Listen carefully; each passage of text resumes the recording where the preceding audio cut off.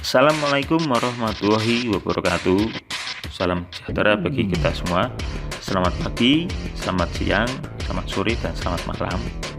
Salam literasi. Baik, kita akan mempelajari tentang buku fiksi dan non-fiksi. Bagaimana? Sudah penasaran? Kita langsung saja mempelajari mengenai buku fiksi dan non-fiksi. Menggali informasi buku. 1. Buku fiksi.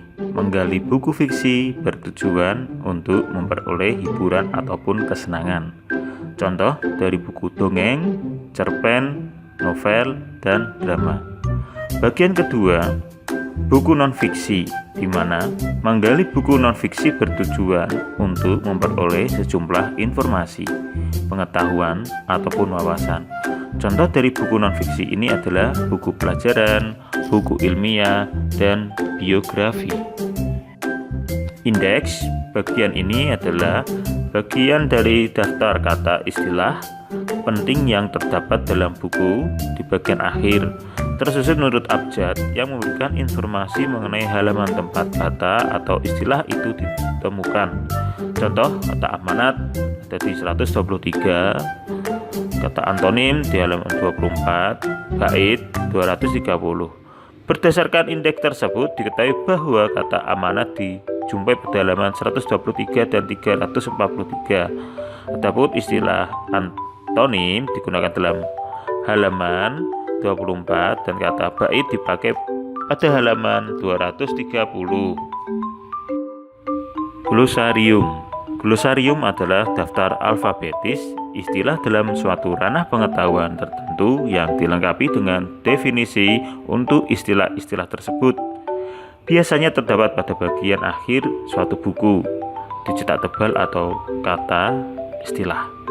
Contoh, absolut, mutlak, tak terbatas, ateis, tidak mengakui adanya Tuhan, diktator, kepala pemerintahan yang memegang kekuasaan mutlak yang diperoleh melalui cara kekerasan.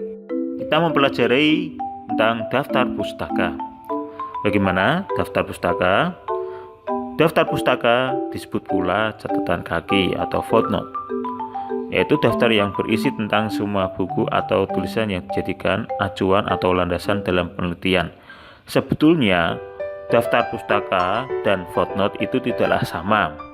Dalam penulisan daftar pustaka tidak menyertakan gelar yang ada dalam nama pengarang tersebut. Urut-urutan juga tidak sama dengan footnote atau catatan kaki. Kita akan melihat bagian tujuan penulisan daftar pustaka. Pada tujuan penulisan daftar pustaka ini, 1. Agar terhindar dari tuduhan penjiplakan, plagiat atau plagiat ya. Yang kedua, menghargai penulis sebelumnya. Ketiga, membantu pembaca yang ingin tahu lebih dalam mengenai sumber kutipan ataupun literatur yang digunakan. Daftar pustaka yang dari buku bisa kita lihat bagaimana untuk identitas buku ya. Pertama dari judul adalah Family Medical Care Volume 4. Penulisnya Dr. John F. Knight. Penerbitnya adalah Indonesia Publishing House, kota terbit Bandung, tahun terbit 2001. Bagaimana cara penulisannya? Ditulis dari nama pengarang terlebih dahulu, kemudian dilanjutkan oleh tahun terbit dan judul buku. Kemudian setelah itu kota terbit. Bagian kota terbit ini ya diisi tulis nama penerbit. Kita akan melihat dari identitas buku, kita ubah menjadi sebuah daftar pustaka. Untuk baris pertama kita akan melihat Knight, John F.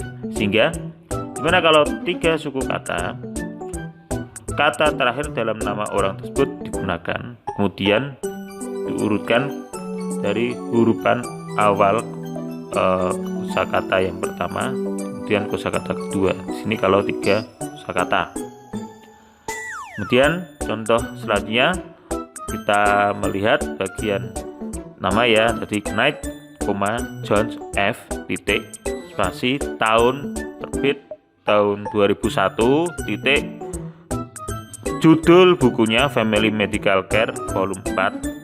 Nah, dalam penulisan bahasa asing atau bahasa Inggris, yang jelas bahasa asing ya, penulisannya adalah bercetak miring atau bisa dipertebal, tapi yang paling bagus, yang benar adalah dicetak miring. Kemudian titik spasi kota terbit di sini adalah Bandung. Baris kedua ini lebih menjorok ke dalam ya, karena masih bagian daftar pustaka yang pertama, belum bagian daftar pustaka kedua. Ini masih satu kesatuan. Jadi Bandung titik 2. Nama penerbitnya yaitu Indonesia Publishing House baru titik.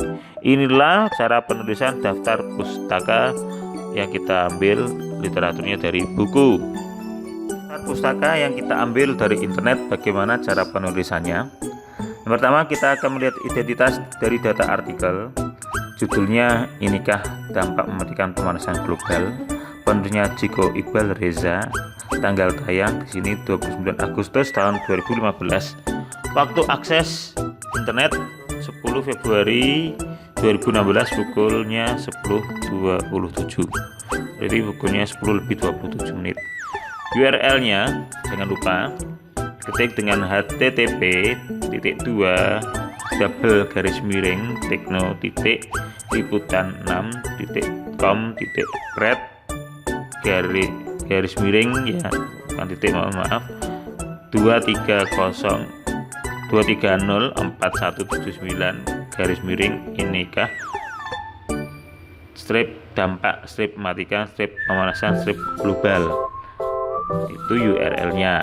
Ya, ketika kita memindahkan URL tersebut ke penulisan sebuah daftar pustaka dari internet, ya bagaimana cara penulisannya? Yaitu ditulis dari nama pengarangnya, titik, baru tahun terbit, terus garis tayang, titik, garis miring tahun tayang ya tadi ya. Saya ulangi lagi, nama pengarang, titik, tahun terbit, terus garis miring tahun tayang, titik, judul, titik, baru URL, waktu akses, titik. Contoh penulisannya, sehingga melihat dari identitas data artikelnya ya, Reza, Jeko Iqbal, hingga suku kata terakhir itu berada di depan, selanjutnya mengikuti ya 1, 2 dan selanjutnya. Ini ya, titik 2015 titik inikah dampak mematikan pemanasan global. Boleh berikan tanda petik atau dipertebal boleh.